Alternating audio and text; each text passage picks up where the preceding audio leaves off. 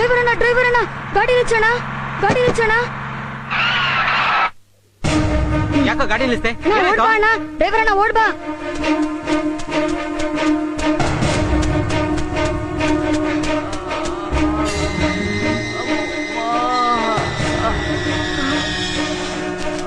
ಅಣ್ಣ ಪಾಪ ಯಾರಿಗೂ ಆಕ್ಸಿಡೆಂಟ್ ಆಗಿ ತುಂಬಾ ಗಾಯ ಆಗಿದೆ ಅಣ್ಣ.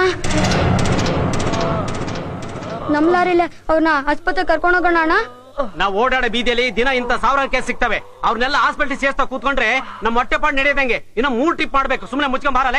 ಇಲ್ಲ ಅಣ್ಣ, ಅವ್ರಿಗಿನ್ನ ಜೀವ ಇದೆ ಅಣ್ಣ. ಅವ್ರ ಹೀಗೆ ಬಿಟ್ರೆ ಸತ್ತೋಗ್ತಾರಣ್ಣ. ಅವ್ನ್ ಸತ್ತೋದ್ರೆ ಅವನೇ ನಿಮ್ಮ ಅಪ್ಪನೇನೋ. ಸುಮ್ನೆ ಬಾರಲ್ಲ. ಅಣ್ಣ ಕರ್ಕೊಂಡು ಹೋಗೋಣ ಅಣ್ಣ. ತುಂಬಾ ರಕ್ತ ಬರ್ತಿದೆ ಅಣ್ಣ, ತುಂಬಾ ನೋವು ಆಗ್ತಿದೆ ಅನ್ನೋ ಪಾಪ.